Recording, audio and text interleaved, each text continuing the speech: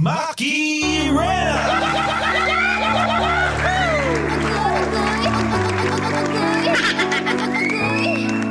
Maki Alam!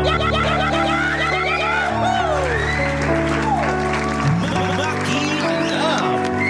91.5 Win Radio. Halo, halo. Halo kay Ube, mga marikoy-parikoy, mga kapitbahay kong pakilamero at pakilamera. Maki Alam! Ito na naman ang inyong kumareng dakilang pakialamera.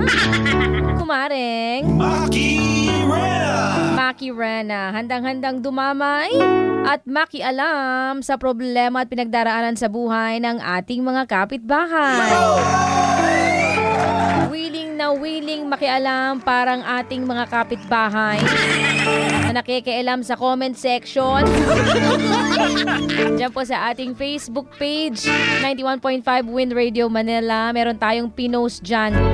Na-post dyan sa ating Facebook page ang dadamayan natin ngayon na ating kapitbahay na may pinagdaraanan sa buhay. Maki Alam! Mga pakialamero at pakialamera, ito pa rin ang makialam. Kain at pakinggan at makialam sa problema ni Emmy ng Paranaque. Maki Alam! Magandang umaga, Maring Maki Rena. Emmy na lang po ang itawag nyo sa akin. Emmy! Charing gola. Maring Maki, didiretsahin ko na po kayo. Binubugbog po ako ng boyfriend ko. Agoy! Binubugbog po ako ng boyfriend ko sa tuwing mag-aaway kami. Wala pa man kaming isang taon na nagsasama sa iisang bubong, katakot-takot na ang pasa at bangas ang inaabot ko sa kanya sa tuwing mag-aaway kami. Maring Maki, nakakahiyaman pero mahal na mahal ko pa rin po si JJ. Kahit ganun ang ginagawa niya sa akin, hindi ko po siya maiwan-iwan. Seloso po kasi siya at mabilis din uminit ang ulo niya, kaya ako ang pinagbabalingan niya. May mga nagagawa din kasi akong mga bagay na ikinagagalit niya. Kaya feeling ko kasalanan ko rin kung bakit siya ganyan. Pero Maring Maki, maliliit na bagay lang naman yun. Hindi naman ako naglolo ko para gawin niya sa akin ito. Ang sabi niya pa sa akin, magbabago na raw siya.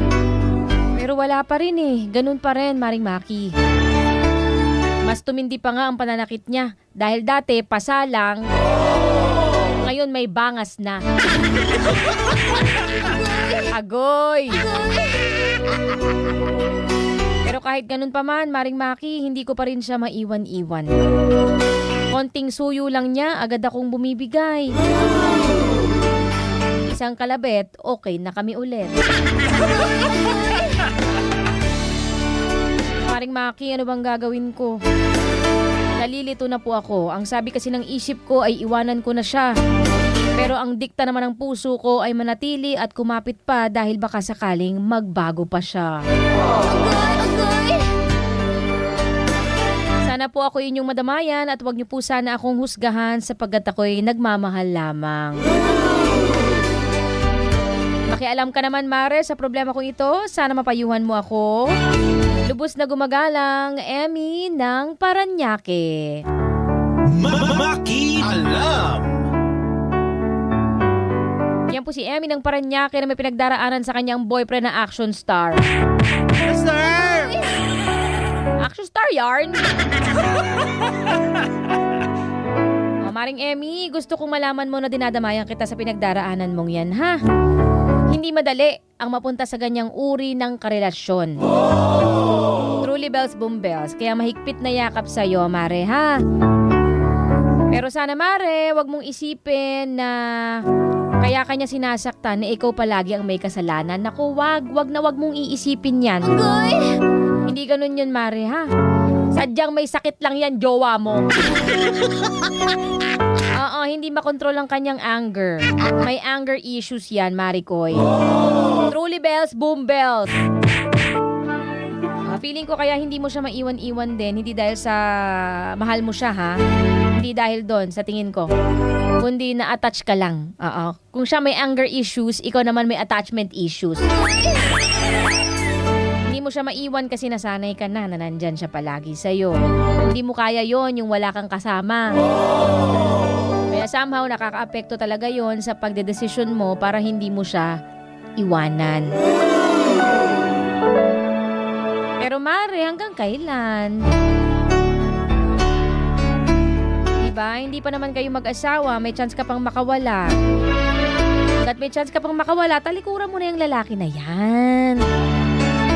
Pas sa lalaking nag-iiwan ng pasa at bangas. Pas na dyan, Mare. Basta nasaktan ka kahit konti pa lang sa umpisa, pas na agad yan. O, hindi pa huli ang lahat para matauhan ka, Maring Emmy, ha? Gusto mo sampalin kita para matauhan ka? Deserve! Deserve. Hindi pa huli ang lahat para matauhan ka, Maring Emmy. Kumawala ka na hanggat wala pa kayong anak at hindi pa kayo kasal. Walang respetong lalaking yan, maniwala ka. Maniwala ka sa akin, hindi ka mahal niyan. Truly bells boom bells, sinasabi niya lang na mahal ka niya kasi kailangan ka niya sa buhay niya.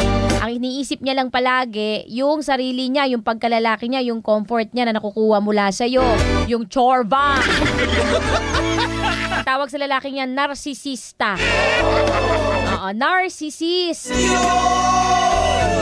Narcissist yung boyfriend mong si JJ. Walang ibang nakikita kundi sarili niya. Kaya exit ka na dyan. Hindi ka kahit kailanman iisipin yan. Walang pakialam yan sa kapakanan mo. Kaya hayaan mo siyang ayusin ang sarili niya. Kasi kawawa ka lang kapag nagstay ka pa sa kanya, ha? Malalamog ka lang sa lalaki na yan. O, kailan ka pa aalis? Kung kailang durug na durug ka na? Hanggat kahit papano, nakakatayo ka pa, lumakad ka na. Papalayo sa kanya. Sorry ha, pero hindi ko siya talaga kaya ipagtanggol. Hindi ko kaya ipagtanggol yung boyfriend mo, Emmy. Kasi naman, di ba, maling-mali yung ginagawa niya. Nakakasira tuloy sa imahe ng mga gentleman. Truly, may mga lalaki pa naman na talagang kabaliktaran niyang jowa mo, no? At makaka-experience ka nun kung makakawala ka sa kanya. Ano mo makikilala yung ganung uri ng lalaki kung hindi ka aalis dyan sa lalaking yan? Hindi ganyan ang tunay na lalaki. Ang tunay na lalaki, bubugbugin ka man, pero sa pagmamahal. Ganyan. Yung tingin sa'yo, precious. Oo, pure gold. Ganyan. Charing gola. Yun lang, Maring Emmy, ang mapapayo ko sa'yo, ha? Sana'y matauhan ka na at hanggat may lakas ka pa, lumayo ka na.